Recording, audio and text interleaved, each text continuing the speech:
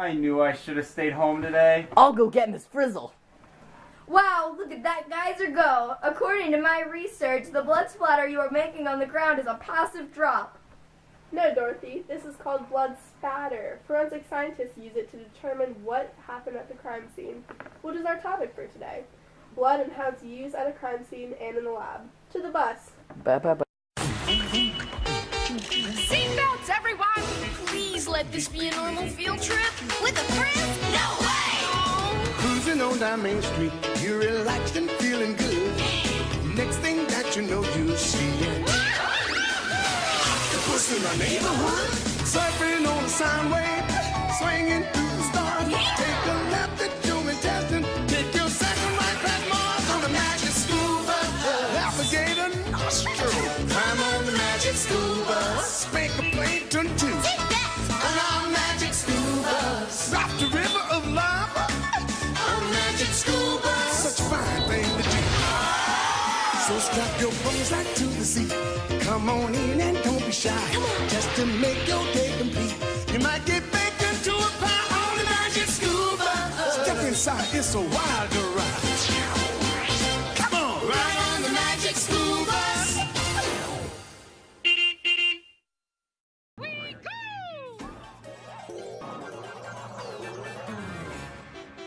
Review time, kids. As you may remember, we've been inside the bloodstream before. Oh yeah, we went inside Arnold's bloodstream. Why did we do that again? We were learning about exercise. I remember now. Great. If you look out the left side of the bus, you can see giant cells of blood.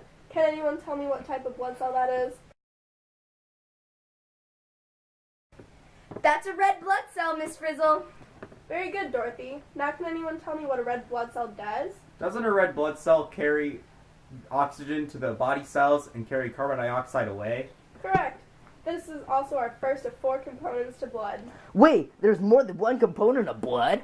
Obviously, Carlos. We've already learned about all of this. Oh yeah!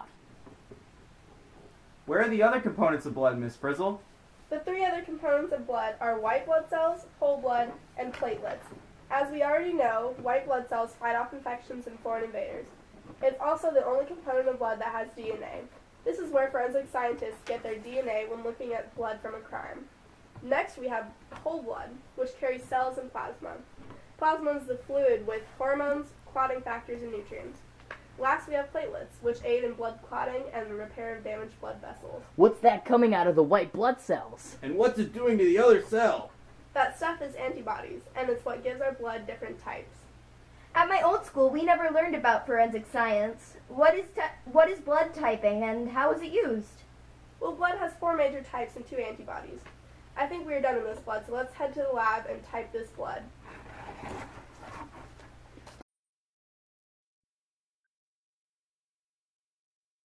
Miss Frizzle, my nose is still bleeding. That's great. That means we will have a fresh sample to do our typing on. I'll get a container to collect the blood.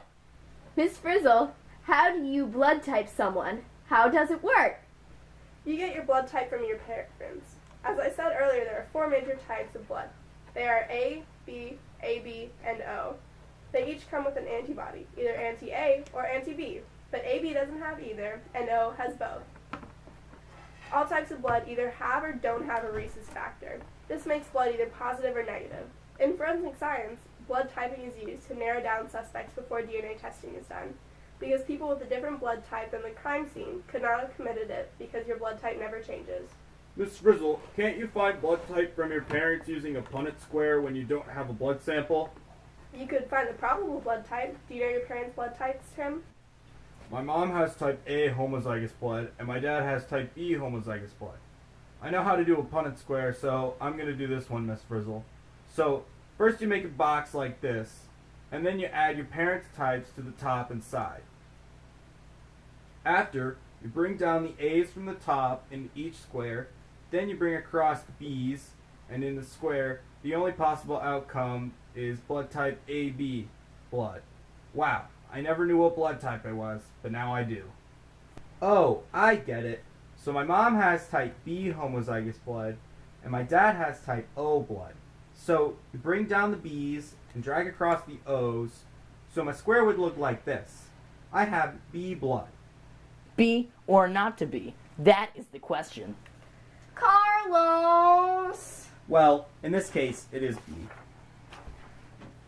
But remember, kids, when doing a Punnett square for blood, you don't use the blood letter.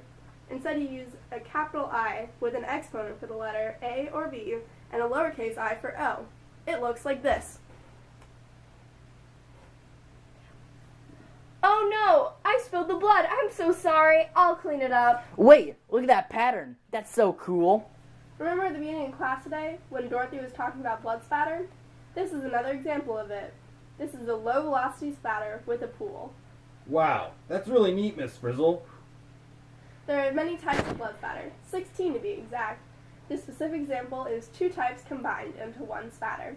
Forensic scientists look at blood spatter at a crime scene to determine the nature of the crime. They can tell things like where a person was standing and what happened to them using the blood spatter analysis. Another type that we saw earlier today is a passive drop, when Arnold got the nosebleed. A passive drop is when nothing affects the drop besides gravity. After a while, this passive drop spatter turns into more of a drip pattern. A spatter is called a drip pattern when blood drips into spots where there's already other blood spots. Wow, that does make sense, because it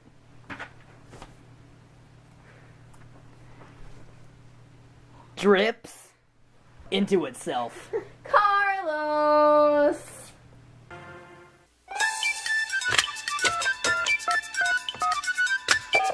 Is this the magic school bus? Is this the magic school bus? Magic school bus? Magic the magic school bus? You mean magic school bus? Magic school bus? Magic school bus? Magic school bus? I want the magic school bus! I want the magic school bus! Where do you find other types of blood spatter? You can find other types of blood spatter at more violent crime scenes, but we figured visiting a murder scene would be too traumatic for these kids and probably would scar them for life. Yeah, I guess you're right. So spilling the blood off a counter causes low velocity spatter. Then what causes high velocity spatter? Well, you see, high velocity spatters are caused by gunshot wounds and create a fine pink mist of blood, but as you can imagine, we couldn't show that on a children's TV show either. Yeah, I guess that makes sense too. Wow, you really know your stuff. Thanks again. Bye. Bye. Surfing on a sound wave, swinging through the stars. Take a left at human testing. Take your second right past Mars on a magic scuba. Navigator nostril. Climb on the magic scuba. Spank a plankton too. On our magic scuba. Drop the river of lava. On a magic scuba. Such a fine thing to do. So strap your bones right to the sea. Come on in and don't be shy. Just to make your day complete. You might get baked into a pie on the magic scuba. Step inside, it's a wilder ride.